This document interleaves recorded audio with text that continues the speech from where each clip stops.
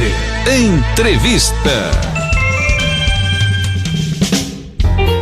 12h38, estamos de volta com o programa Conexão Líder, recebendo o Tenente Adriano, do Corpo de Bombeiros Militares de Minas Gerais.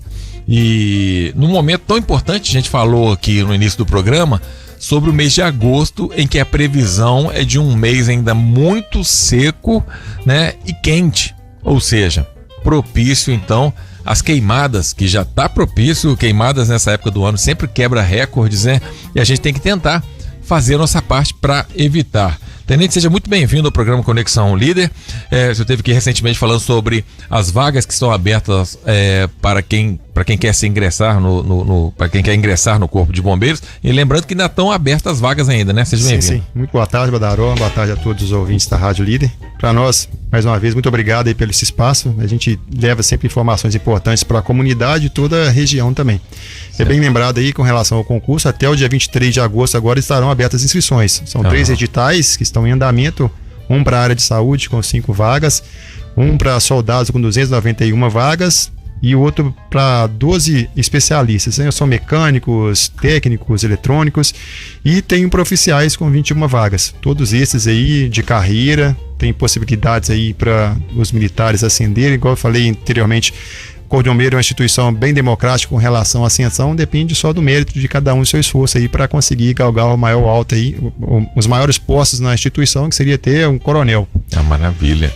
Olha, conforme estava dizendo, esse período seco, e a gente já tem comprovado isso aqui em Ubá, diversos incêndios e incêndios criminosos acontecendo. As pessoas estão colocando fogo no pasto de propósito, né, Tenente? Sim, essa semana está sendo dedicada à Semana de Prevenção contra Queimadas, justamente focando nesse problema que nós estamos vivenciando aí dia a dia. O mês de agosto agora é o pior mês para nós.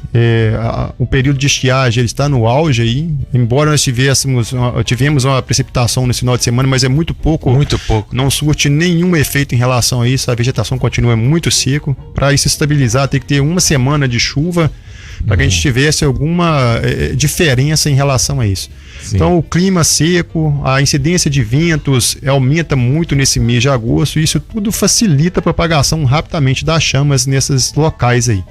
E é importante destacar que hoje eu posso afirmar que 100% dos focos de incêndio que a gente tem em Ubá são criminosos. Criminosos eu digo por quê? Hoje nós temos uma lei de crime contra crimes ambientais, a Lei 9.605, é uma lei de 1998, e ela tem 2 artigos aí que tratam dessa situação. Um é colocar incêndios aí em florestas ou vegetação, e o outro é provocar poluição. E esse último aí, provocar poluição, eu digo que aquelas pessoas que às vezes queimam resíduo de limpeza de lotes, do quintal, você simplesmente fazer uma fogueirinha ali, por mais simples que seja, ela se trata de um crime ambiental. É passível com detenção de 6 meses, pagamento de multas, prestação de serviço à comunidade. O primeiro aí que trata dos crimes contra queima de florestas, matas e afins, previsão de detenção de até 2 anos. Então tem reclusão de até 2 anos. Então é uma situação séria. A lei ela trata isso como uma questão capital. Então as pessoas têm que estar atentas a essa situação. E em prol disso nós convocamos a população para denunciar esses incendiaristas, porque isso traz um problema de saúde, um problema ambiental também. Vivemos a situação aí de idosos, crianças com problemas respiratórios. Isso afeta o serviço de saúde do município também, que os hospitais que já estão sobrecarregados com outros tipos de atendimentos, eles são acometidos aí com relação aos atendimentos de problemas respiratórios. A qualidade do ar cai muito. Então essas pessoas que têm problemas de DPOC, problemas de dificuldades respiratórias e outros problemas crônicos, e são gravemente afetados com essas situações. Além do que nós temos o problema ambiental também. Às vezes você afeta-se o nicho de uma determinada comunidade de animais, de espécies, que às vezes são endêmicas naquele local. Esses animais têm a sua cadeia alimentar comprometida. Às vezes são predadores, são presas, e isso afeta. E isso repercute em atendimentos de animais peçonhentos, são serpentes, aranhas, escorpiões, que às vezes um lote que não foi devidamente limpo, capinado, os resíduos destinados para um local apropriado, são queimados e esses animais se deslocam para as residências que estão no entorno. A própria dengue mesmo é um problema. Se você ateia fogo aí nas regiões onde você tem mata, você está tirando o habitat natural esses insetos. Aí ele vem para a cidade, vem para as casas. Já tivemos casos aí de ter que capturar onça. O pessoal fala, mas não tem onça em Ubá, mas tem. A região aqui, essa redução do espaço para esses animais são territorialistas e existe uma área muito grande, eles acabam procurando alimento no núcleo urbano, às vezes fica mais fácil e às vezes corre o risco de atacar as pessoas. A gente não tem ideia, né? Um pasto tem uma matinha próxima ali, na hora que aquilo se incendeia, o tanto de cobra que se desloca, que tá ali, estão vivendo ali, não estão mexendo com ninguém, mas essa cobra tem que se deslocar, os gaviões já ficam tudo maluco, os ninhos de passarinho ali que vão se perder, aí já compromete também toda a evolução dessa cadeia. Você vê assim, um ato às vezes por mais ingênuo, às vezes sem dolo, a pessoa coloca o fogo lá, mas ela não sabe das consequências que isso traz. Então você está acabando ali com várias espécies dessa região, dificultando isso aí, o crescimento, às vezes, da vegetação. Tem algumas áreas que os órgãos ambientais, às vezes voluntários, têm tentado fazendo replantio para tentar recuperar essa área.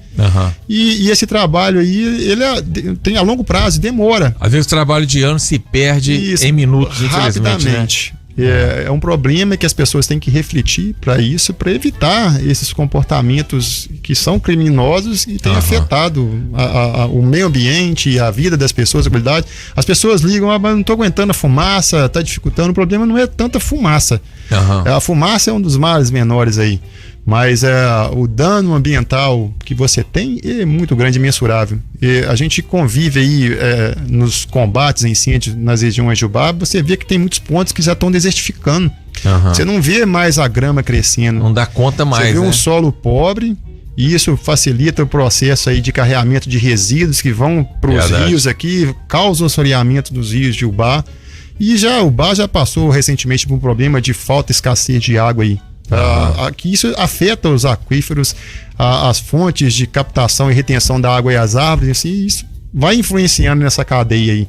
Então vai muito mais além do que simples fogo para fazer a limpeza, porque um lote que você coloca fogo pode ter alguns resíduos de fuligem e suspensão no ar, eles são carreados para o vento e inicia o foco em outro ponto. E é época de muito vento agora, né? Sim, então o trabalho é dificultoso no combate, a vegetação muito seca, o vento dificulta esse trabalho nosso. O mês de julho praticamente não teve uma semana que não teve incêndio. Talvez teve semana que teve incêndio todos os dias que o bombeiro teve que combater, não foi? E tem dias que nós estamos com demanda reprimida. O que é isso? Nós temos capacidade de atender 2 ocorrências simultaneamente. Certo. Só que nós atendemos 16 municípios além de Ubá.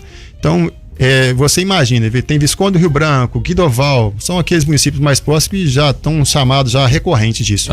Eu cito como exemplo o incêndio que teve na Parópas. Nós estávamos atendendo um incêndio em vegetação em Visconde do Rio Branco, quando aconteceu o incêndio na Parópa. Isso causou um atraso, porque embora nós encaminhássemos uma equipe lá, mas o caminhão estava retido em Rio Branco. Então você perdeu um tempo nesse deslocamento até iniciar esse atendimento diretamente na fábrica. Isso pode acontecer também, enquanto você está ateando fogo num lote aqui, no outro que a gente está deslocando para pagar, pode ter um incêndio numa residência e está atrasando esse atendimento. Pessoas morrem por conta disso. Então o princípio de incêndio é fundamental, essa primeira resposta o quanto antes. Então se a gente está sendo demandado várias vezes, vários momentos, e às vezes vai entrar em fila. Você tem 5 ocorrências aguardando para esse atendimento. E elegemos as prioridades, aqueles que estão afetando as edificações, estão em risco, às vezes uma área de preservação permanente. E às vezes a pessoa não entende, mas o bombeiro não vem no lote aqui, que o fogo a fumaça está me incomodando, mas a gente atende as prioridades.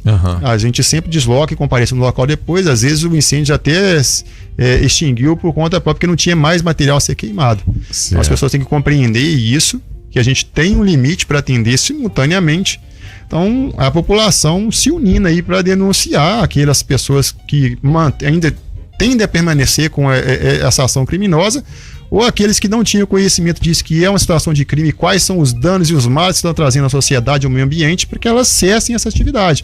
Porque o período é perigoso para isso, traz consequências graves aí para a vida das pessoas. Para o meio ambiente, a gente tem que pensar a longo prazo, né? É verdade. Por falar em Parópolis, estou aqui, semana passada Parópolis teve outro susto, né? Um incêndio que se iniciou no bairro Eldorado, virou o Morro pro Lourissal e deu muito trabalho, né? Foi um incêndio, inclusive, criminoso, né, tenente? Isso é um incendiário, foi feita a prisão dele e ele já, por dias, já estava ateando fogo. E a população conseguiu identificá-lo e foi feito o rastreio e o pessoal conseguiu efetuar a prisão. A polícia militar em si. Então, o Corpo de Bombeiros, ele não efetua a prisão. A gente pode até, na hora que chega, o trabalho nosso é apagar o fogo. Aham. Mas qualquer cidadão ele pode dar a voz de prisão para aquele infrator ali que está cometendo um crime. Aham. Então, se você está passando na rua, você vê o incendiarista lá, você pode falar, você está cometendo um crime e chamar a polícia militar e dar a voz de prisão para ele, entendeu? Aham. Ó, tira foto, filma ele para poder identificar, porque só assim a gente vai conseguir coibir essas ações criminosas. É realmente identificando. A gente tem um drone, a gente faz o lançamento do drone por várias vezes no dia para fazer esse monitoramento, mas às vezes nem é necessário para isso, porque você tem várias ocorrências ao mesmo tempo, então você não tem como fazer aquele trabalho preventivo. De justamente deslocar para aquele que está iniciando agora. Mas como os incêndios não são de causas naturais, que a gente esperava que fosse assim, são criminosos, se fosse naturais, você nem teria incêndios. Igual esse cidadão lá do bairro Eldorado, né? Parece que ele tem um problema, é usuário de entorpecente, parece que ele tem um problema psicológico aí que acentua, mas um cara desse ficava todo dia colocando fogo em pasto. Imagina o trabalho que não dá, né? E não pode ficar solto um período desse. Um cidadão que está colocando vidas em risco. Você tem mães com recém-nascidos reclamando, eu estou com a criança agora, está com problema respiratório, não posso ficar na fumaça, tem que se deslocar para a casa de um parente, de um vizinho, e a casa dela fica sem condições para permanência. Então a gente tem que pensar nisso. Aqueles que estão fazendo isso, para conscientizar que está afetando a vida das pessoas, está afetando agora, o meio ambiente. Quem tem uma propriedade rural, um terreno, um loteamento, um pasto, né? Também pode, nas divisas, vale a pena fazer aquela capina ali, o chamado de acero, né? Isso é muito importante. Muita gente, às vezes, deixa de fazer esse acero, né? A gente recomenda, se você tem um quintal, tem um lote que é vizinho e às vezes o proprietário não se responsabiliza por fazer essa limpeza, a gente orienta para que se faça um acero numa faixa de 2 metros no entorno da sua propriedade, principalmente se a vegetação estiver muito alta. Certo. Porque a radiação do calor desse mato que está queimando ali, ele pode às vezes afetar partes da estrutura que divisa ali, às vezes telhado, às vezes janelas. O afastamento de 1 metro, às vezes um corredor que tem da casa pro muro, ele não é suficiente para conter a radiação do calor, ele pode propagar para essa edificação. As pessoas é importante para isso. Aqueles donos de fábricas, nós já tivemos na Imop, teve um grande incêndio lá que ele se originou através de um incêndio de vegetação nos fundos da edificação. Olha só. Então, os proprietários de fábricas se atentarem para isso, para pelo menos fazer uma faixa de acero em torno das suas fábricas que fazem divisa com propriedades com vegetação. Teve veículo incendiado até na Secretaria de Saúde aqui, parece que era um pasto também, chegou no veículo e queimou o veículo também. Foi recente agora, foram 5 veículos danificados na Secretaria de Saúde. Mas esse incêndio parece que não foi nem incendiarista não, mas eles estavam fazendo uma manutenção na edificação ao lado e o respingo de solda queimou a vegetação. E o pessoal não teve condições. Tem que estar atento todo E é até importante para quem estaciona o carro, às vezes próximo de algum lote que está com vegetação alta.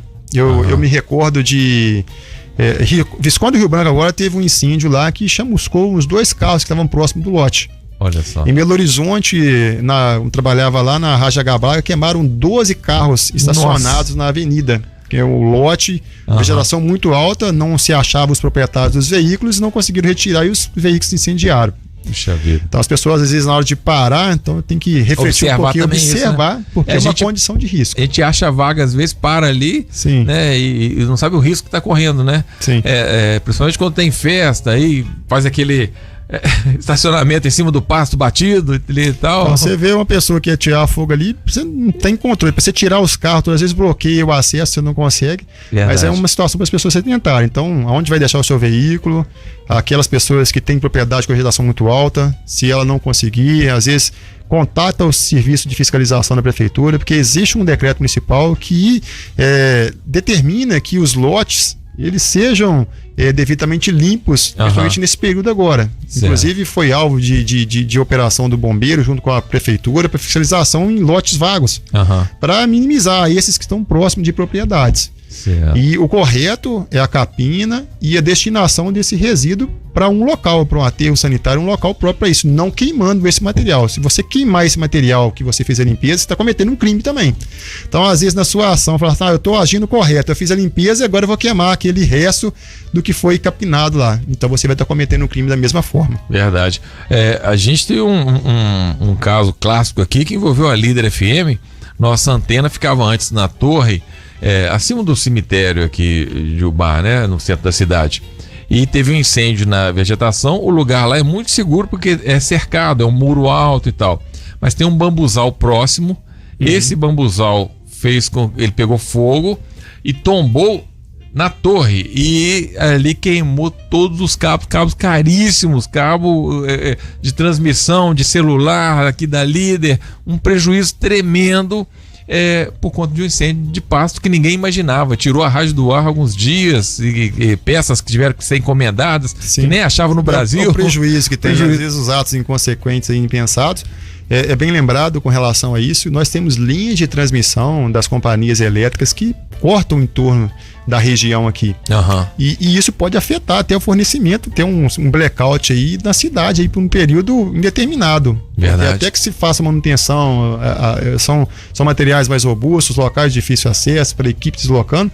Então você vai afetar drasticamente aí a economia. E hoje você não se vê tendo uma vida normal sem energia elétrica. Tudo doido. Hoje depende de eletricidade.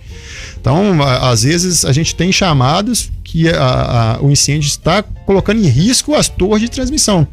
E algumas torres não são de metal, são de madeira. Então, se esse incêndio toca, às vezes a vegetação está muito alta, às vezes compromete a estrutura de sustentação dessa torre, mesmo sendo de metal, e elas acabam colapsando. Sim. Então, em outros estados aí já tivemos notícias já, aqui na região ainda não tivemos, mas a gente já teve incidentes que tivemos que atuar para prevenir essa situação, poderia ter ocorrido também. Então as pessoas têm que atentar, às vezes, tá num pasto lá, não tem nada, vou fazer um manejo para a cultura. É permitido esse manejo desde que se acione os órgãos ambientais e tem um período apropriado, e esse período agora é proibido fazer um manejo de cultura através de queima. Então, a gente fala muito essa questão do pasto e tal, mas a gente está aqui num local, né, um polo moveleiro com muita fábrica, e esse ano, inclusive, a gente teve muita notícia de galpão incendiado, né? Mais do que uma média, assim, a gente costuma receber aqui, notícias de galpões que se incendiaram, ou pedaços de galpões.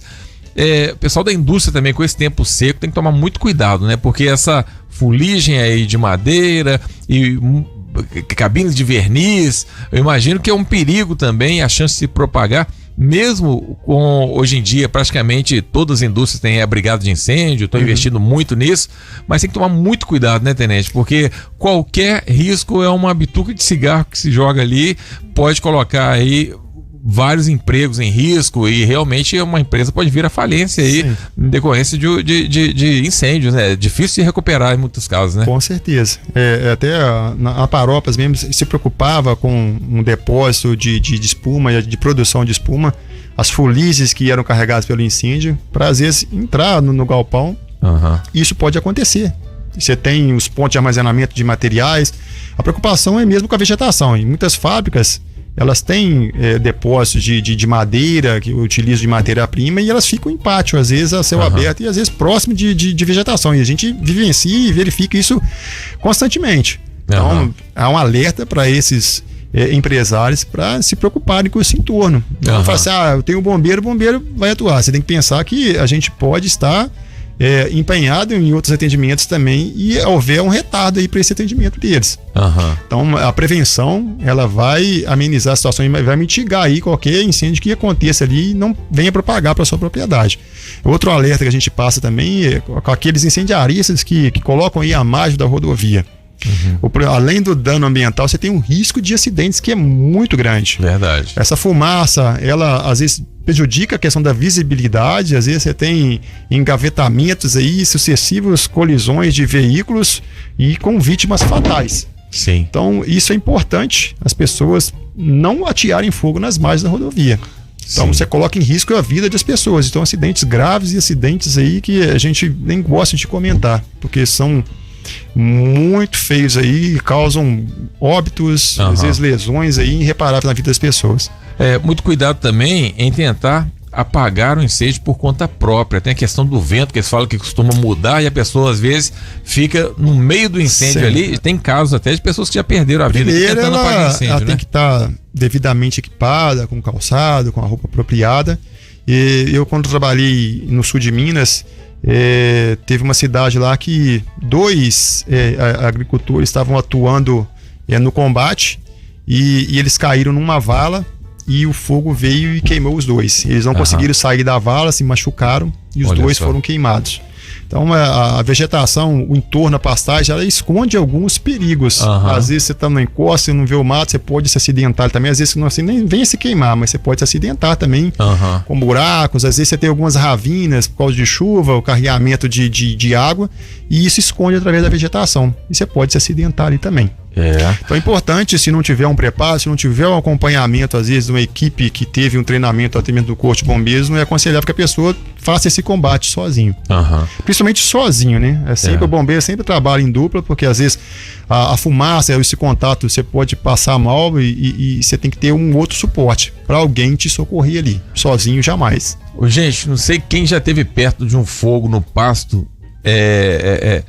De longe, o pessoal pode achar até bonito, mas na hora que você está ali perto e aquilo vira o vento, aquilo queima o olho um tanto e sufoca. Quando vê, o cara não tem mais noção de onde ele está. É desesperador, né, Tenente? Tem que ter um preparo, um conhecimento com relação ao posicionamento de vento, onde se posicionar. A gente não aconselha que as pessoas façam esse combate sozinhos, sem devida orientação. Tá certo. Olha, em caso de dúvida, sempre ligar 193, né? Sim, bombeiros aí, o amigo certo nas horas incertas. Estamos 24 horas através do 193. As pessoas aí, qualquer dificuldade, qualquer dúvida, estamos à disposição lá também.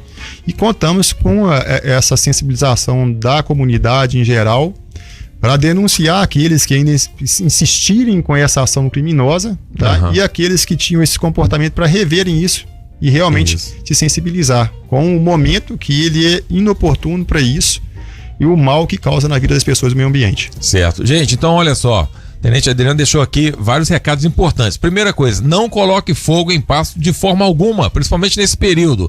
Se acontecer, entre em contato com o bombeiro imediatamente. Você que tem um terreno, faça um acero em volta de pelo menos 2 metros. A sua casa não deixa mato próximo aí. Se você mora próximo ao pasto, deixa uma distância considerável, porque aquele fogo que pode chegar, pode pegar na estrutura do telhado, pode adentrar e pode comprometer a estrutura da sua casa. Muito cuidado. Se tiver qualquer dúvida, sempre 193, entre em contato com os bombeiros. Tenente, muito obrigado pela presença. Eu agradeço o espaço, tá? Essas informações são extremamente relevantes aí para sensibilização e conscientização da comunidade.